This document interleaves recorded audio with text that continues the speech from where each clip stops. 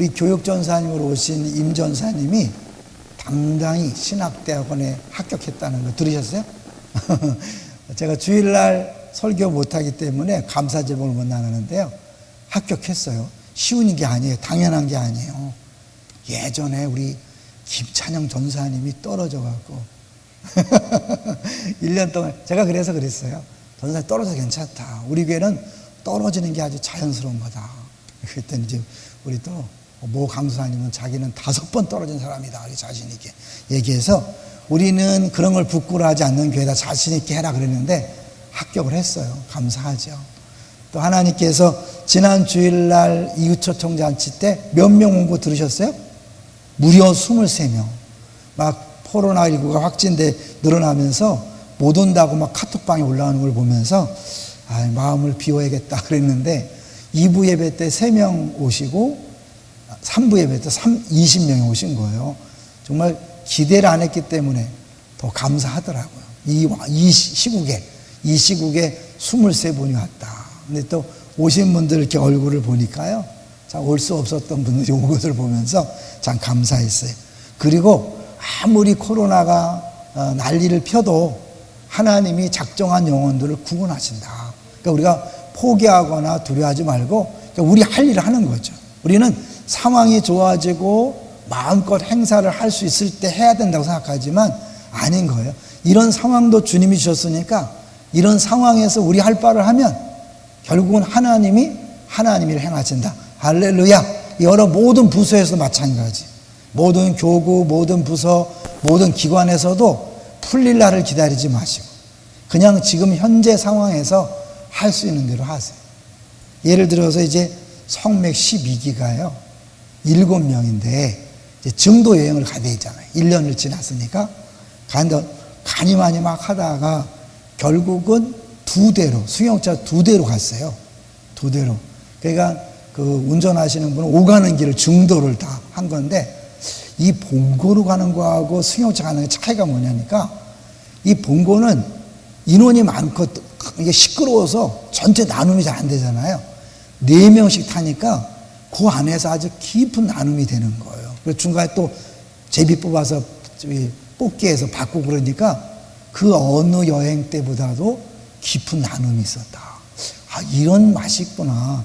이런 유익이 있구나. 이런 걸 느꼈어요. 그러니까 우리가 할 수 있는 선에서 만약에 이제 또 뭐 코로나19 심해져서 더 인원이 줄다. 그럼 줄은 인원만큼만 하면 돼요.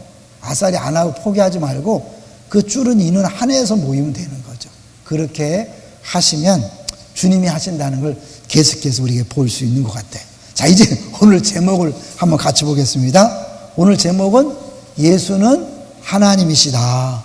요한복음 끝부분에 했다는 건 뭐냐면 요한복음 전체에 대해서 함께 보면서 은혜를 같이 나누려고 그래요. 자, 먼저요.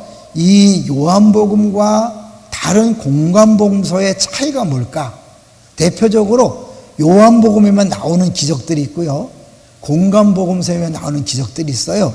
그걸 한번 요한복음과 공관복음의 차이를 한번 잠깐 보겠어요. 여기 보면 공관복음에 보통 기록된 내용들은 이제 이쪽에 한번 우리 집사님 예쁜 목소리 한번 읽어주세요. 베드로의 장모를 고치심, 문둥병자를 깨끗게 하심, 중풍병자를 고치심, 손 마른 자를 고치심, 바다를 잔잔케 하심, 거라사의 귀신 들린 자를 고치심, 혈루증 여인을 고치심, 야이로의 딸 살리심, 귀신 들린 아이를 고치심, 소경 바디메오의 눈을 뜨게 하심. 요거는 공관복음이 알죠? 마태, 마가, 누가. 왜 공관복음이죠? 공통된 관점으로 봤다 그래서 공관복음이잖아요. 여기 나오는 거라면 요한복음에만 기록된 기적들이 있어요. 역시 한번 읽어주세요. 가나의 혼인잔치, 불을 포도주로, 니고데모와의 대화, 사마리아 여인과의 대화, 신하의 아들을 고치심, 베데스다 연못에 38년 된 병자 치유, 날 때부터 맹인된 사람의 치유, 죽은 나사로를 살리심, 제자들의 발을 씻김, 참 포도나무와 가지 비유, 부활 후 153마리의 고기를 잡게 하심. 의외로 차이가 많이 나죠? 자, 그러면 공관복음과 요한복음 4개의 복음서에 다 나오는 기적이 있어요. 표적이 있어요. 뭘까요? 알아맞혀 보세요. 이 공관복음과 4개의 복음서에 다 나오는 유일한 기적이 있어요. 뭐죠? 예, 오병이요. 이 오병이어 기적은 4개의 복음서에 다 나와요. 그렇다면 이게 굉장히 중요하다는 걸 의미하죠. 그러니까 요한복음에서도 요 기적이 전체의 핵심이라고 볼 수 있어요. 그래서 이게 사실은 이제 A, B, C, 그 다음에 C 다시, B 다시, A 다시 할 때 이게 뒤에 속하는 거거든요. 요거는 좀 이따 보고요. 그 다음에 우리 요한복음과 공관복음을 전체적으로 비교를 한 내용을 보겠어요. 이 공관복음은 공생에 대해서 6월절을 1회 맞이하고 요한복음은 3회 맞이한 것으로 그렇게 기록이 되어 있고요. 제일 중요한 게 둘째 거예요. 이제 셋째, 넷째는 여러분이 한번 다 눈으로 한번 보시고요. 주제면에서 공관복음에서는 핵심이 하나님 나라. 그런데 요한복음은 영생이라는 거예요. 그러니까 이 공관복음에서 하나님의 나라가 핵심이라면 요한복음은 영생. 생명. 바울 서신, 기타 서신의 핵심은 뭘까요? 우리 그냥 굳이 영어로 하면 in Christ예요. 예전에도 가끔 말씀드렸기 때문에 기억할지 모르는데 한마디로 뭐냐면 그리스도와의 연합이죠. 그리스도와의 연합. 근데 요 세 가지가 다 뭐냐면 구원이라는 거예요. 구원이라는 범주. 제가 방송 때 좀 어려운 말 했죠? 금요일에 좀 더 자세히 할 것이고요. 이 구원이라는 카테고리 범주에 하나님의 나라, 영생, 인 크라이스트가 다 구원에 대한 설명인 거예요. 좀 어렵지만 한번 들어요. 그래서 이 하나님, 구원이라고 그럴 때 하나님 나라 들어간다. 우리 예수 믿으면 천국 간다. 이게 다가 아니에요. 예수 믿으면 영생을 얻는다. 이게 또 하나의 구원의 물이고, 예수 믿으면 이제 주님과 연합해서 함께 죽고 함께 살고 함께 부활하고 함께 승천하고 함께 다스리고 이제 그런 거죠. 그래서 전체적으로 이게 구원이란 범주라면 이거 하나하나가 이제 또 개념으로서 요거와 차이를 비교하면서 왜 공관복음에서는 하나님 나라라고 표현했는지 요한복음의 영생을 표현했는지 요거를 종합적으로 할 때 아하 그러면서 그 풍성함을 아는 거예요. 근데 잘못하면 하나만 알면 이제 쉽게 얘기로 이제 요새는 들었지만 하나님 나라에 들어가는 것이 죽어서 가는 것이 아니라 이 땅에 임했다 그랬죠. 이걸 더 분명히 보여주는 게 영생인데 영생은 언제부터 시작된 거죠? 예수 믿는 순간부터 생각돼요. 그래서 계속 그 요한복음은 영생 생명에 대해서 끊임없이 얘기해요. 그러니까 첫 번째 니고데모와의 대화에서 어떻게 해요? 거듭나지 않으면 하나님 나라를 얘기하죠. 그때만 잠깐 표현하고 새로 태어남을 이야기하죠. 마지막에 이제 부활까지 가서 이제 생명에 대한 것인데 결정적인 게 뭐 오병이어의 기적으로 뭐 나는 생명의 떡이다. 그래서 예수님이 끊임없이 나는 뭐다라고 직접적으로 얘기해요. 이제 그걸 한번 보여주세요. 요거는 바이블 프로젝트인데요. 제가 이번에 이제 우리 박태양 목사님 오셔서 이야기하길래 또 확신 갖고 얘기하는데 너무 좋은데 사람들이 잘 얘기하지 않아서 조금 염려해서 발표를 안 했었는데 우리 성경 읽을 때 여러분이 바이블 프로젝트라고 검색을 해서 꼭 한번 들어보세요. 요한복음 이제 시작하면 요한복음에 대해서 바이블 프로젝트에서 나오는 마태복음은 마태복음에 대한 바이블 프로젝트에서 전체 개요하는 걸 한번 꼭 들어보시고 공동체 성경 읽기를 통해서 매일매일 한 장씩 직접 그림을 보면서 읽으시면 돼요. 이게 다 통합됐어요. 그래서 이제 그 한 재단에서 공동체 성경 읽기와 바이블 프로젝트를 함께 볼 수 있도록 한 사이트에다 묶어놨던 걸 볼 수 있어요. 근데 이거는 제가 지금은 이사가 아니지만 초창기에 시티라고 우리 장충체육관 갔었죠, 그죠? 장충체육. 그때 이제 했던 그 팀이 이제 그 미국 연결해서 다 연합을 다 묶은 거예요. 그래서 그 팀에서 하는 게 이제 공동체 성경 읽기, 또 이제 독서 클럽, 바이블 이런 모든 것들을 그 지난주에 얘기했던 빌 황이라는 장로님이 투자한 그 그레이스 앤 멀시라는 재단에서 다 공급하는 거예요. 돈을 다 공급하는 거예요.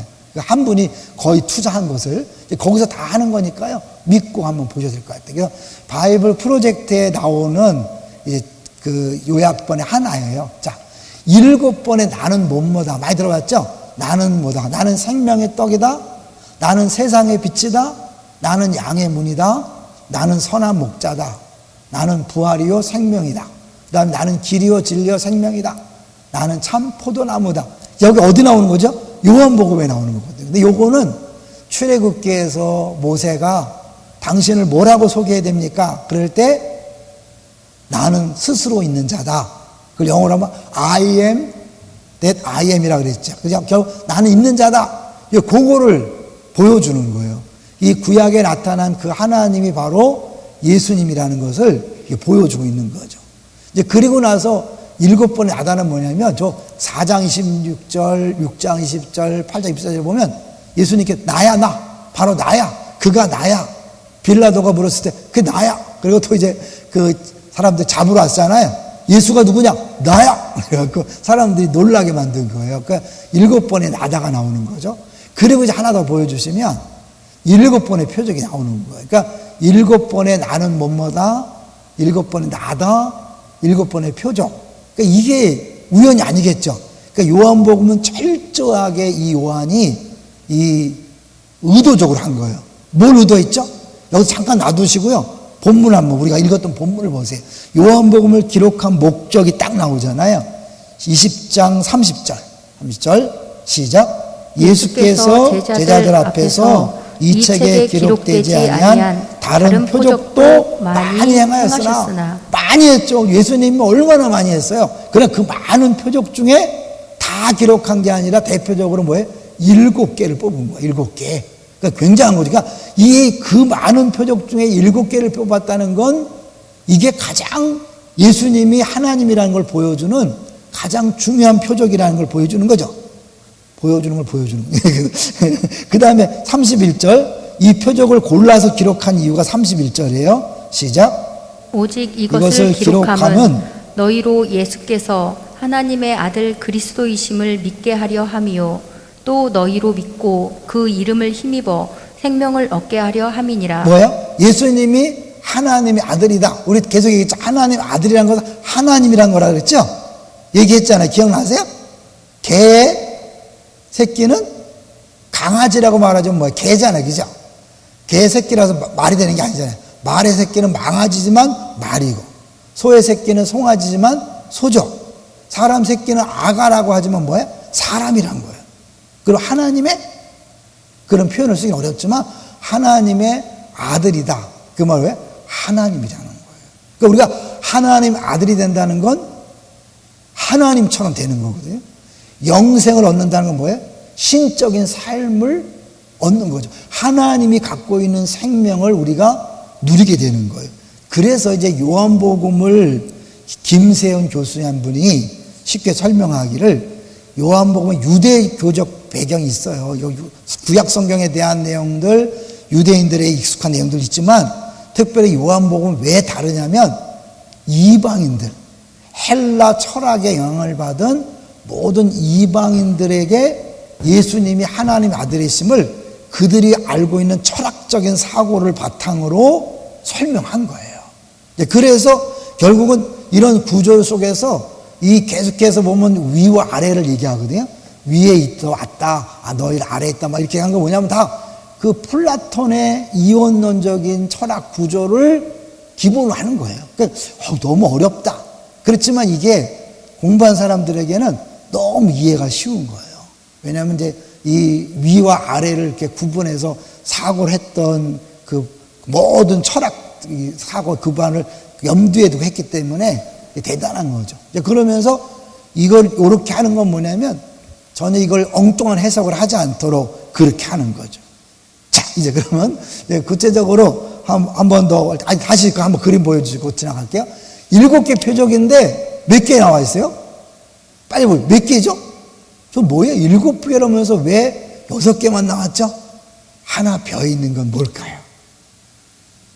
네? 무슨 표적? 예수님의 죽으시고 그거 알았어요. 그게 마지막 7번의 가장 놀라운 표적인 거죠. 자, 표적이란 뜻이 뭐죠? 표적이 뭐예요? 표적? 계속 표적이, 표적과 기적. 표적과 기적. 기적은 그야말로 하나님의 놀라운 일이죠. 근데 이 표적은 단순히 놀라운 일이 아니라 사인이라고 해요. 사인 쓰라 복수를 써서 여기 안에는 뭐냐, 겉으로 드러나는 기적도 있지만 안에 있는 특별한 의미가 있다 그래서 굳이 복수를 쓰는 거예요. 그러니까 결국 우리 이 오병이의 기적이다. 단순히 먹이는 모리떡 5개와 물고기 2마리로 5천, 남자면 5,000명인 거, 그것도 굉장히 기적이죠. 그게 전부가 아니라 그건 뭐예요? 예수님이 진짜 생명을 주는 생명의 떡임을 보여주는 표적이라는 거죠. 예수님은 기적을 일으키는, 예수님만 따라가면 먹는 거 입는 거 걱정 없겠네, 이런 게 아닌 거예요. 그러니까 예수님이 어떻게 막 그 왕을 삼으려니까 니네는 잘못 알고 있다, 나를 잘못 알고 있어, 그걸 다 한번 볼 거예요. 그래서 요한복음을 전체를 보는 게 아니라 가장 핵심적인 부분을 보므로 이 표적, 그리고 결국 예수님께서 오셔서 하신 일이 뭐고 마지막에 그럼 우리가 해야 될 일이 뭔가까지 갈 거예요. 빨리 가야 돼요. 자, 이제 요한복음 6장을 한번 가볼게요. 6장, 이제 오병이어 기적이 나오는데 가장 중요한 이제 가운데 거거든요. 6장에 보면 이제 예수님이 이거 말대로 5,000명을 먹였어요. 자, 그래서 6장 12절 보면 그들이 배부른 후에 예수께서 제자들에게 이르시되 남은 조각을 거두고 버린 것이 없게 하라. 몇 개 얼마큼 남았어요? 13절에 보리떡 5개를 먹고 남은 조각이 12바구니에 찼다. 오히려 남은 게 더 많은 거, 처음에 5개를 시작했는데. 자, 그러니까 뭐예요? 그걸 보고 사람들이 어떻게 했나? 14절 읽어보세요. 14절 시작. 그 사람들이 예수께서 행하신 이 표적을 보고 말하되 이는 참으로 세상에 오실 그 선지자라 하더라. 뭘 보고 말하대요?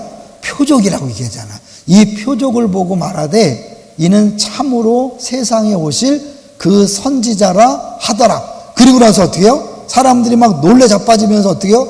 가장 사람들이 갈급해하는 문제가 뭐예요? 먹고 사는 문제잖아요.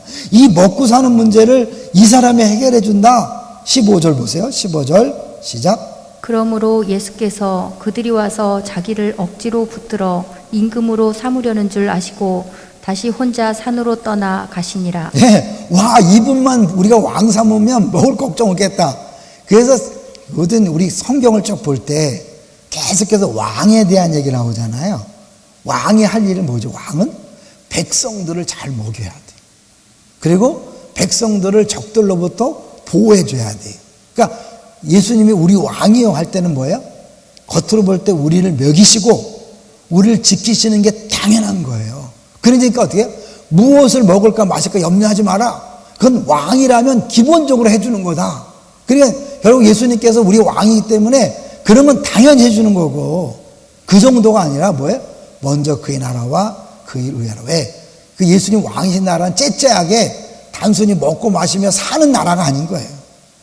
전 세계 우주 영혼을 통치하시는 나라고, 그 나라에 뭐예요? 우리가 같이 통치하시는, 같은 통치자인데 그런 왕의 자리에 있는 사람이 기껏해 먹고 마시는 걸 쩔쩔매냐?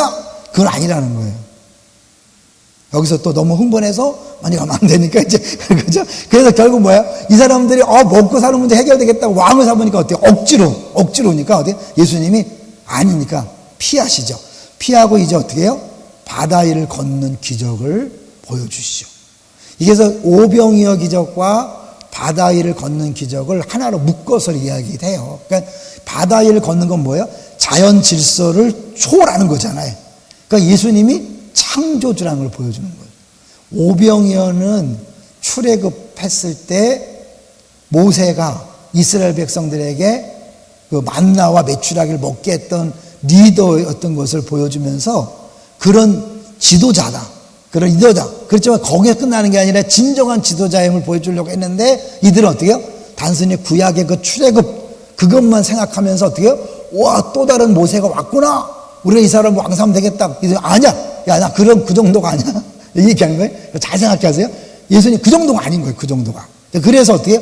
22절로 가보세요. 중간에 바다 위를 걸어오는 기적이 우연인 게 아니라 이제 뭐야? 창조주임을 보여주는 거죠. 22절 시작. 이튿날 바다 건너편에 서 있던 무리가 배 한 척 외에 다른 배가 거기 없는 것과 또 어제 예수께서 제자들과 함께 그 배에 오르지 아니하시고 제자들만 가는 것을 보았더니 네, 그러니까 사람들이 어떻게 해요? 예수님 어디 갔냐 막 찾고 이제 여러분 지금 같아서 생각해 보세요. 아, 저분만 따라가면 이제 끝났다. 인생 끝났다. 그러면 어떻게 해요? 목숨 걸고 쫓아올 거 아니에요. 그러니까 사람들이 우리가 생각할 때 이게 그 상황을 한번 해보세요. 예수님 피했다 그래서 잘 가세요. 그렇게 했어요? 이제 저 예수님 놓치면 안 돼. 모든 열일을 제쳐두고 예수님을 쫓아다녔을 거 아니에요. 자, 그래서 24절 시작. 무리가 거기에 예수도 안 계시고 제자들도 없음을 보고 곧 배들을 타고 예수를 찾으러 가버나움으로 가서 한번 이 상황을 상상해 보세요. 예? 그래서 우리 얼마나 열심히 찾아다녔을까. 그때 26절에 예수님께서 이렇게 얘기하시죠. 26절로 다 같이 한번 읽어볼까요? 시작. 예수께서 대답하여 이르시되 내가 진실로 진실로 너희에게 이르노니 너희가 나를 찾는 것은 표적을 본 까닭이 아니요 떡을 먹고 배부른 까닭이로다. 네. 쉬우면서도 어렵잖아요. 너희가 나를 찾는 건 뭘 본 것이 아니에요? 예수님 표적으로 그 기적을 행했는데 이들은 뭐예요? 표적이 아니라 단순히 어떻게 그 기적만 붙잡고 예수님을 찾는 거죠. 예수님 표적이라는 건 너희들 단순히 먹고 배부르게 하려고 한 게 아니야. 그 뒤에 진정한 의미를 깨달으라고 한 거야. 왜요? 예수님 하시는 모든 일들은 결국 본인이 하나님의 아들이시고 진정한 구원자임을 보여주려고 하는 거기 때문에 그거를 모르고 하니까 이게 남 얘기가 아니에요. 지금 신앙생활 하는 사람들이 어떻게 맨날 기도 내용이 뭡니까? 하나님 아버지 돈 벌게 해주세요. 사업 잘 되게 해주세요. 우리 자녀 잘 되게 해주세요. 똑같은 거예요. 왜냐하면 예수님이 그런 것을 주러 오신 게 아니거든. 그건 당연히 주는 거고 우리들이 먹을까 마실까 지금 기도하는 모든 제목들은 당연히 주시는 거예요. 사실은 그거 기도 안 하는 사람보다는 그렇게 기도하는 사람 낫지만 예수님 볼 때는 야 그거 아니야. 니네 단순히 먹고 사는 문제로 내가 이 땅에 와서 죽고 부활한 게 아니야. 그거잖아요. 우리는 그러잖아요. 그리고 뭐 그 기도가 왜 그렇죠? 그 기도가 응답됐다 안 됐다 막 이런 거 갖고 또 막 실망하는데 사실은 그건 아닌 거죠. 이미 그 문제를 초월한 부분인 것을 예수님께서 말씀하는 거예요. 자, 그리고 27절 이제 또 어려운 말을 나와요. 27절 시작. 썩을 양식을 위하여 일하지 말고 영생하도록 있는 양식을 위하여 하라. 이 양식은 인자가 너희에게 주리니 인자는 아버지 하나님께서 인치신 자니라. 네, 인자니까 인치신 자다. 아, 인치신 자의 약자가 인자인가? 그건 아니에요. 또 막 요새 하도 이렇게 줄여니까 하나님께서 인치신 자, 인자 그게 아니라 그거는 다니엘서에 보면 인자에 대한 얘기잖아요. 그냥 말 그대로 사람의 아들이지만 이건 결국 예수님께서 말씀하신 구약에서 말하는 마지막 때 오실 그분을 얘기하는 거잖아요. 그러니까 인자가 너에게 양식을 준대요. 아직 뭐죠? 예수님 주신 양식이 뭐예요? 내 살, 내 피. 예수님 피. 구약에서 유대인들은 피 먹으면 돼요? 안 돼요? 동물의 피도 먹으면 안 돼요. 근데 사람의 피를 먹으래. 이건 기절초풍할 일인 거예요. 우리가 볼 때는 예수님 피, 예수님 이들이 이걸 들었을 때 이게 기절초풍할 일이니까 동물의 피도 못 먹는 그들에게 사람의 피를 마셔봐? 말도 안 되는 거죠. 거기에 신비가 있는 거예요. 예수님의 피와 살 그것이 진정한 우리 양식. 무슨 양식이? 진짜 하나님의 생명을 누리는 양식인 거죠. 이 떡과 물은 이 고기는 뭐예요? 육신을 배부르게 하지만 또다시 배고프고 또다시 목마르고 또다시 결국 죽게 만드는 거지만 이 영원한 생명 하나님의 생명을 가지려면 어떻게 해요? 하나님을 먹어야 되는 거예요. 그렇죠? 하나님 먹어야 되는 거죠. 그러니까 우리가 사실 말씀을 먹는다는 건 뭐예요? 영생을 위해서 계속해서 먹어야 되는 거예요. 왜냐하면 우리의 인생은 단순히 이 70년, 80년 사는 그런 인생이 아니라 영원히 사는 인생이기 때문에 그 생명을 계속 유지시키고 누리기 위해서는 생명의 떡이신 예수님을 계속 먹고 마시는 거죠. 그러니까 예수님의 살과 피를 성찬식을 통해서 먹고 마신다는 건 뭐예요? 나는 이 땅의 존재가 아니고 이미 영원한 존재가 되었다는 것을 계속 확인하는 거죠. 그러니까 초대교회 성도들이 매일 만날 때마다 성찬식을 하면서 어떻게, 나는 이 땅의 삶이 아니야. 영원한 삶을 살고 있어. 그러면 뭐 사자밥이 되면 어떻고, 불에 타 죽으면 어떻고, 십자가에 거꾸로 막, 이게 되는 거죠. 그러니까 우리는 왜 무서워하냐면 이런 개념이 없으니까. 늘 뭘 먹을까, 여전히 이 땅의 삶이 전부지, 영원한 삶은 말로만 영생이고 생명이지 전혀 관계없는 그런 삶을 사는 거죠. 그러니까 좀 남들이 뭐 좋은 대학교 갔다 그러면 부러워서 쩔쩔매고, 좀 더 뭐 좋은 차 타면 쩔쩔매고 막 하는 게 뭐냐면 이 삶이 아니라 이 땅에 속한 저 차원의 삶을 그렇게 살아가고 있는 거죠. 그래서 어떻게, 그거 아니다라고 얘기하는 거예요. 자, 그러니까 또 28절에 또 이상한 말씀 하죠. 그들이 묻되 우리가 어떻게 하나님을 하오리까? 그랬더니 29절 같이 읽어봅니다. 시작. 예수께서 대답하여 이르시되 하나님께서 보내신 이를 믿는 것이 하나님 하나님의 일인이라 일이라 하시니. 원래 이것만 띄워서도 설교할 수 있지만 여러분 뭐 하나님을 위해서 뭐 한다고 하지 마시고 결국 하나님을 믿는 거예요. 하나님 말씀을 계속해서 먹는 게 여러분 최고의 하나님의 일이고, 그리고 결국 그 생명을 살 때 내가 뭘 하는 게 아니라 하나님이 일하시는 거예요. 믿습니까? 내가 전도하는 게 아니에요. 나는 그냥 순종해서 말씀을 먹고 말씀에 순종해서 가라면 가고 멈췄는데 하나님 일하시는 거예요. 이걸 또 잊어버리면 이제 내가 막 열심히 했는데 왜 안 알아주냐? 나는 열심히 안 하는데 너는 뭐 하냐? 이게 우리가 보지 않지만 그 은혜와 진리가 충만하다를 그 김기성 목사님이 설교하는데, 은혜 받은 사람의 특징이 뭐냐? 기쁨이 있다는 거예요. 기쁨. 즐거움이 있고, 그 다음에 그 사람 안에는 향기가 난다는 거예요. 근데 왜? 나는 은혜 받았는데도 왜 은혜 못 받았냐? 이거 100% 은혜 받은 사람의 모습이 아니라는 거예요. 예? 은혜 받은 사람은 사실은 뭐예요? 예수님 이 은혜 자체자, 은혜와 진리가 충만하니까 거기서 받았기 때문에 예수님 냄새가 나야 되고, 예수님처럼 모든 상황 기뻐하고 해야 되는 거예요. 그래, 은혜 받은 사람이 어떻게 은혜 받았다고 하면서 그냥 교회 밖에 나가면서 성질 빡빡 낸다? 이건 아닌 거죠. 은혜 받은, 아무리 빨리 은혜가 떨어져도 말이야, 그런 약효가, 약발이 그렇게 짜도 약하면 안 되잖아. 은혜 받았다면 적어도 어떻게 해요?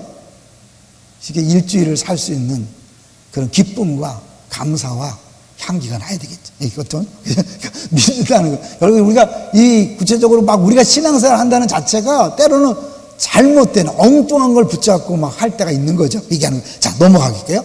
자, 34절에 보니까 33절 보겠어요? 하나님의 떡에 대해서 이야기하죠. 33절 시작. 하나님의 떡은 하늘에서 내려 세상에 생명을 주는 것이며, 생명 얘기 또 하죠. 결국 요한복음이 처음부터 마지막까지 생명을 얘기하는데, 그게 어때요? 이 떡을 주세요. 그랬더니 35절에 결정적으로 말씀하는 거죠. 시작. 예수께서 이르시되 나는 생명의 떡이니 내게 오는 자는 결코 줄이지 아니할 터이요 나를 믿는 자는 영원히 목마르지 아니하리라. 뭐예요? 더 이상 요구사항이 없는 거예요.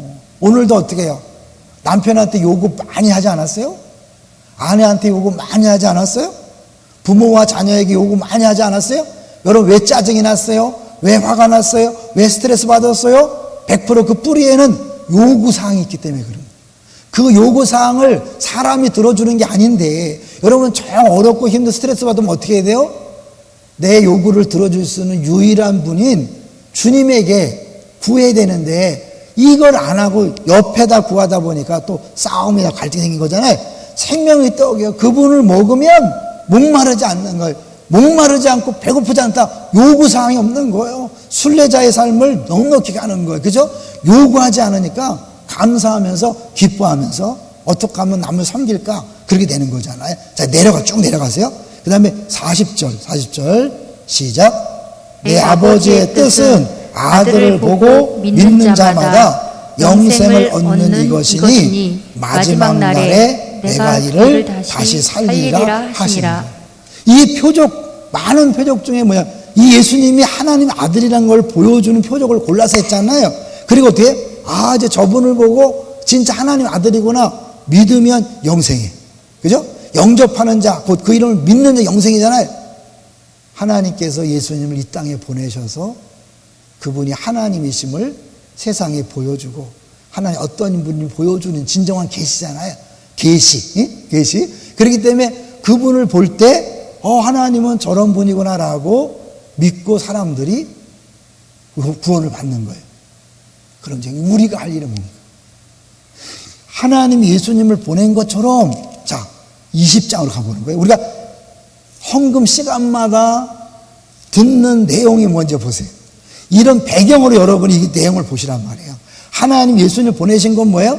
하나님이 세상을 이처럼 사랑하사 독생자를 주셨으니 이는 저를 믿는 자마다 멸망치 않고 영생을 얻게 하려 하십니다. 하나님 예수님 보낸 것은 우리들 영생을 얻게 하기 위함이에요. 근데 동일한 모습으로, 동일한 방법으로, 동일한 목적을 가지고 예수님 우리를 파송하시는 거예요. 보내시는 거예요. 그죠? 다시 오늘은 이 본문을 배경으로 읽어볼 거예요. 20장 21절. 매주마다 듣는 거지만 오늘 한번 우리 정신 차리고 한번 여러분이 읽어보겠습니다. 자, 20장 21절 시작. 예수께서 또 이르시되 너희에게 평강이 있을지어다.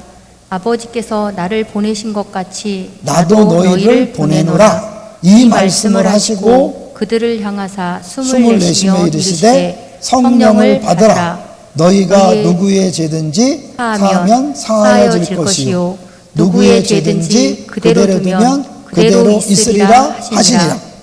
하나님이 예수님을 보낸 것처럼 똑같이 보내는데 뭘 위해 보내는 거예요? 세상 사람들이 우리들을 보고 예수를 믿고 구원받게 하려고. 그러니까 우리들이 작은 예수, 제자가 된다는 건 뭐예요? 우리 때문에 사람들이 예수님을 알고 믿고 구원받는 건데, 너무나 많은 경우 어떻게 해? 난 쟤 때문에 예수 안 믿어. 우리가 보여줘야 되거든요. 보여줘야. 그게 사실 이제 보여주는 게, 우리 시간이 없기 때문에 짧게 얘기하면, 요한복음에는 나오는데 공관복음에 안 나오는 게 뭐냐면 세족식이에요. 세족식. 그 세족식 때 어떻게 해요? 예수님께서 제자들의 발을 씻겨주니까 베드로가 안 된다 그러잖아요. 그래? 내가 너 씻기지 않으면 너가 나와 상관이 없어. 그러니까 어떻게 해요? 주님 다 씻겨주세요. 한번 목욕한 사람은 또 씻을 필요 없어. 발만 닦으면 되는 거야. 그러면 어떻게 해요? 서로 발을 닦아주래요. 그러면 그 맥락에서 뭐예요, 여러분? 우리가 서로 발을 닦아주는 거죠. 예수님처럼 섬기는 거지만 최고의 섬김 뭐예요? 용서하는 거예요. 왜냐하면 그 예수님께서 한 번 목욕한 자라는 건 뭐예요? 예수의 그리스도의 피로 깨끗해진 거예요. 믿습니까? 그렇지만 끊임없이 우리가 계속해서 짓고 있는 죄를 회개하고 발 닦는 것처럼 하는 것처럼 우리들이 서로 용서해주고 용서받음으로 우리가 주 앞에서 살아가는 거예요. 그러니까 그 모습을 보여줄 때 세상 사람들이 어떻게 해요? 예수 믿는데 용서를 안 해. 부부끼리도 용서를 안 해. 부모 자식 간에 용서를 안 해. 부부도 용서 안 하고 부모가 용서 안 한 사람이 사회 가서 직장 가서 용서할까 안 할까요? 안 하죠. 용서 안 하면 그 용서 안 하는 모습이 복음을 막는 거예요. 예수님은 우리를 용서하기 위해서 죽으셨는데 그 제자란 사람들이 예수 믿으라고 전하는 사람들이 용서를 안 해. 꽁하고 막 더 째째하고 막 그래 이두개지만 믿지 않은 사람은 술 먹고나 푸는데 이게 예수 믿는 사람들이 20년 30년을 꽁해갖고 하고 교회도 얼마나 꽁한지 몰라. 아유 죄송해요. 그게 무슨 복음이 전해지겠어요. 이 복음의 핵심 뭐예요? 가서 용서해라. 사해줘라. 너희들이 발을 닦아주라. 그거예요. 그러기 위해서 이제 하나만 더 보고 또 흥분할 필요 없죠. 요한복음 17장. 왜냐하면 양육 때 여러 말씀을 드리거든요, 여러분. 17장 21절부터 23절을 한번 볼까요? 요한복음 17장 21절에서 23절을 보겠습니다. 27. 자, 한번 매일 공동체 때 듣는 거잖아요. 17장 21절부터 23절 시작. 아버지여, 아버지께서 내 안에 내가 아버지 안에 있는 것 같이 같이 그들도 다 하나가 되어 우리 안에 있게 하사 세상으로 아버지께서 나를 보내신 것을 믿게 하옵소서. 뭐 언제라고? 하나가 될 때 하나님이 세상을 이처럼 독생자를 주는 걸 믿는 거예요. 우리가 하나가 되지 않으면 복음을 전하면 전할수록 복음에 방해가 되는 거야. 니네나 믿어라. 니네 싸우면서 뭘 무슨 믿으라고 그냥. 우리가 하나 되지 않으면 우리가 전하는 사랑이 가짜가 되는 거예요. 동의하세요? 자, 22절 시작. 내게 주신 영광을 내가 그들에게 주었사오니 이는 우리가 하나 된 것 같이 그들도 하나가 되게 하려 함이니이다. 네, 우리 하나 되기 위해서 하는 영광은 나중에 또 할게요. 23절 시작. 곧 내가 그들 안에 있고 아버지께서 내 안에 계시어 그들로 온전함을 이루어 하나가 되게 하려 함은 아버지께서 나를 보내신 것과 또 나를 사랑하심 같이 그들도 사랑하신 것을 세상으로 알게 하려 함이로소이다. 하나님이 당신을 사랑, 이게 복음이잖아요. 그죠? 하나님 당신을 사랑하십니다. 당신을 위해서 아들을 보내셨어요. 성탄절이 뭔지 아세요? 당신을 위해서 하나님이 아들을 보냈어요.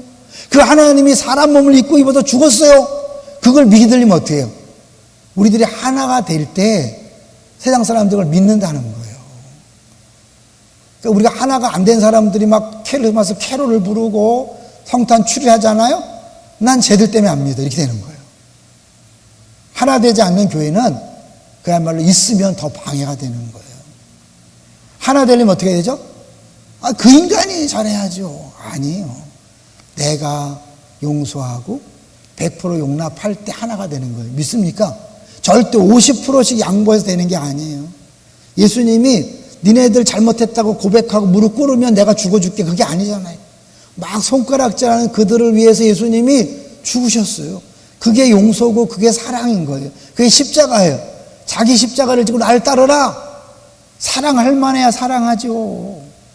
하는 짓이요 사랑할 수가 없어. 이런 소리 막 해요. 복음을 모르는 거예요. 십자가를 모르는 거예요. 십자가는 상대방이 무술한 행동, 어떤 자격 그게 따지지 않고 뭐야? 내가 용서하는 거예요.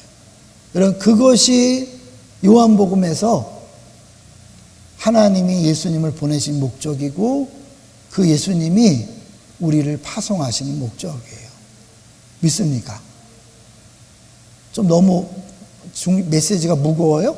아니야. 근데 이걸 우리가 깨닫고 단순히 막 요한복음 3장 16절 세상을 좀 사랑하사 독생자를 주셨는데 이것만이 전부가 아니라 결국 그래서 예수님께서 그 일을 위해 이 땅에 오셨고 제자들의 발을 씻기셨고 죽으시면서 살과 피를 떼어주고 피를 마시게 했고 그러고 나서 어떻게 해요? 부활하신 다음에 나도 너희를 보낸다. 일단 집에 가서 남편을 용서하세요. 잘못했다고 말 안 하는데 아이 그냥 하세요. 잘못했다고 말할 때까지 기다리면 죽어도 안 돼. 그냥 용서하는 거야. 용서하고 예수님이 그랬잖아요. 먼저 죽었다니까요. 먼저 죽고 나서 성령을 보내서 회개케 한 거거든요. 먼저 용서하는 거예요. 몇 번 해야 되죠? 몇 번 해야 돼요? 우리 남편은요 전과자예요. 한두 번이 아니에요. 이번에 봐주면 안 돼요. 이러지 말고 몇 번? 70번씩 7번. 여러분 부모님 용서하세요. 자녀 용서하세요. 교인들 간에도 좀 용서하세요. 그 한마디 했다고 그냥 꽁 해갖고 그러지 말고 용서하셔야 성탄절을 맞이하는 우리 성도의 자세예요. 기쁘다 구주 오셨는데 아무리 찬양하면 뭐예요? 내가 누굴 용서하지 않으면 그분이 오시나 마나고 아무 소용도 없다니까. 내가 아무리 기쁘다 구주 오셨는데 찬양 외치고 틀을 틀어놔도 세상 사람들이 안 믿는다니까요. 세상 사람들이 믿게 하려면 용서하는 모습을 보여줘요. 우리가 죽고 희생하고 섬기되 왜 죽고 섬기는 거예요? 그 사람이 잘못한 걸 내가 담당하는 거예요. 예수님 죽으신 건 우리 죄에 대신 담당한 거예요. 그 사람이 다 똥 싸놓은 걸 내가 치는 거예요. 그 사람이 막 나에 대해서 나쁜 말을 해서 내가 모욕당하는 거 모욕당하는 거예요. 뒤집어 쓰는 거예요. 창피를 당하는 거예요. 무시를 당하는 거예요. 소문이 나서 걷잡을 수 없죠. 그죠? 이미 다 퍼졌으니까 괜찮아요. 그것도 다 용서하고 품고 가는 거예요. 그게 예수 믿는 거예요. 그러면 나머지는 하나님이 다 하셔요. 하나님 일을 위해서 싸우지 마시고 하나님 일을 위해서 다투지 마시고 갈등하지 마시고 하나님 믿는 거 예수 믿는 건 용서하는 거예요. 용서하면 나머지는 주님이 하시는 거예요. 하나님이 뭐라고요? 예수 믿는 거예요. 예수 믿는 거.